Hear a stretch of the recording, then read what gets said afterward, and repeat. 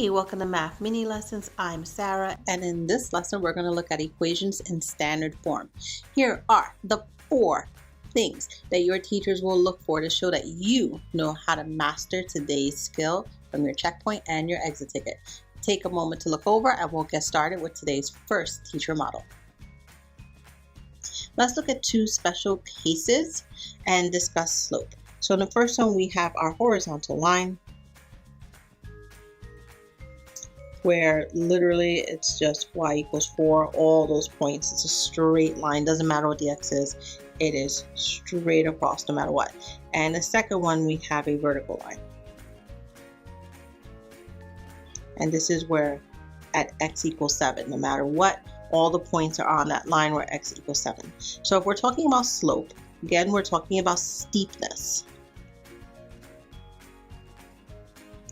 And in the first one, there is no change. No change at all in our y as our x changes. There's no change. So if I were to look at this one here, my change in y over change in x, the y doesn't change. It remains, well, 0. So the 4's never change, it stays 0. And our x's do change, even if it goes from -4 to -7, so a change of 3. So 0 divided by 3 is just 0. So in our horizontal line, the slope is equal to 0. But let's look at our vertical line. In our vertical line, our y does change. It goes from 6 to 3, so 6 minus 3.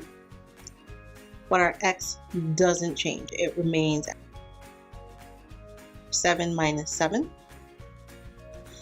So we work this one out, we get 3 over 0. And we can't do this. This is something mathematically that is impossible. We can't divide by 0. So we call this undefined.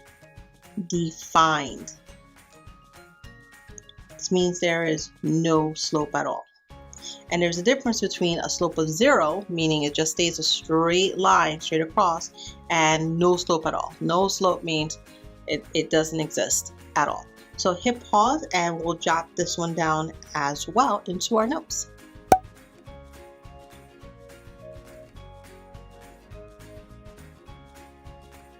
Let's jump into our first problem of the day. Does the equation 5x plus 3y equal -6 represent a linear function?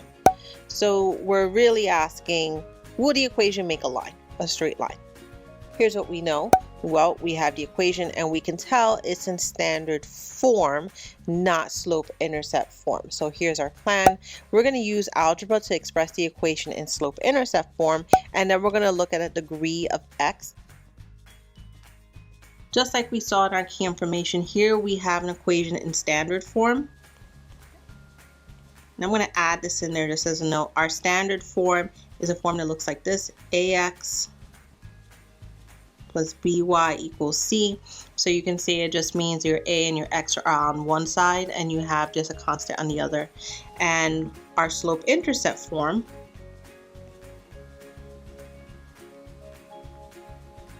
which looks like y equals mx plus b. And we know that it is our slope-intercept form that allows us to recognize slope. So in this part, we want to see if we have a linear function. We're going to change this from standard form into slope-intercept form to recognize if it has a constant rate or is it in another form itself. All right, so let's just use our algebra skills for this. We have 5x plus 3y equals -6. First, I'm going to move the 5x term over to the other side. And that leaves me with 3y is equal to -5x minus 6. Now I want to isolate my y, so I'm going to divide all my terms by 3. And I have y is equal to -5 x minus 6 over 3. I want to put these in simplest form, so I have negative 1 2/3 x minus 2. And looking at the form, it is linear. How do I know it's linear? Well, because I can see that my x over here doesn't have anything exponential, and it goes at a constant rate. It's going to change the constant rate of 1 2/3, or it's going to go down 5 over 3. It's going to consistently change at that rate of down 5 over 3. So that's how I can tell this is linear. The equation represents a linear function with a constant rate of change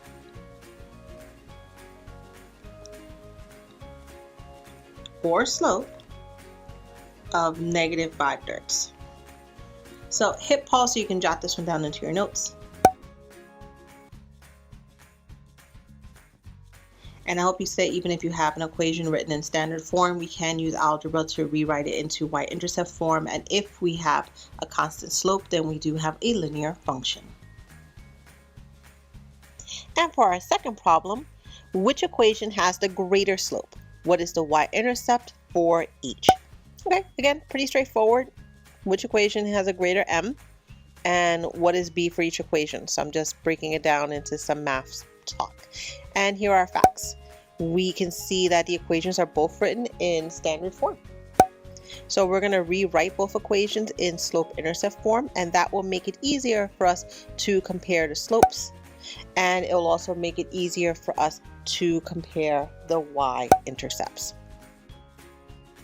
Okay, we're going to take both equations and we want to make an apples to apples comparison, so let's make sure they are both in y-intercept form. All right, so we're going to take the first one, x minus 3y equals 1. Let's move our x term over. So negative 3y is equal to negative x plus 1. And let's isolate our y by dividing all the terms by negative 3. So y is equal to negative. Now here's where I could have x divided by 3. I'm going to change it to 1/3. So here we go. But notice I have a negative divided by a negative, so that will make it positive. So positive 1/3 x minus 1/3. So here we go. I have our first one, and I can see what the slope is. Our slope is 1/3. Let's go into our second one, which is also written in standard form. 3x minus 5y equals 11. So again, I'm going to move my 3x term. So I have negative 5y is equal to negative 3x plus 11. And now I'm going to divide my terms by negative 5. And that leaves me with y is equal to, remember, negative divided by negative is a positive. So positive 3/5 x, a positive being divided by negative. So I have negative 11/5. I am not a fan of improper fractions, so I do want to fix this.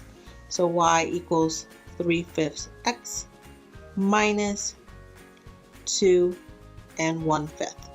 Okay, but now that they are both in slope-intercept form, I can compare slopes. So which slope is greater, 1/3 or 3/5? Well, we have it right over here. 3/5 is the greater slope.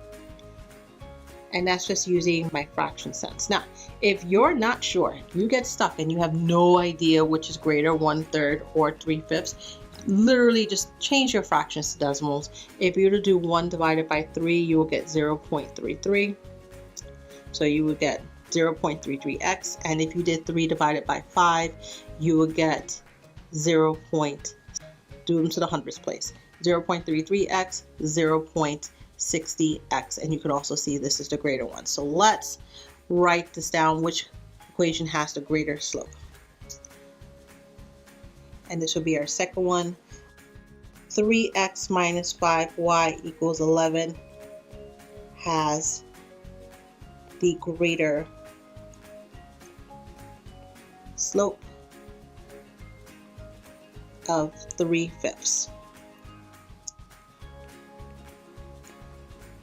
The slope of the equation, I want to give the second slope. I have to give the slope for both. The slope of the second equation is 1/3. All right, and now what is the next part they're asking? They want to know what is the y-intercept. So again, I'm just looking at my form, my b's. So my y-intercept here is -1/3, and my y-intercept here is -2 1/5. Okay, so let's write this down. The y-intercepts are 0, -1/3, and 0, -2 1/5. There we go. We have all our y-intercepts, we have our slopes, and all this because we were able to compare it with an apples to apples comparison, meaning just change them both to y-intercept form and we could see the pieces we have and compare them more easily. That's it for this unit. Do get a lot of practice in, and please ask one another for feedback if you're getting stuck or working through a challenge. And I will see you in the next unit, Math Marvels. Take care.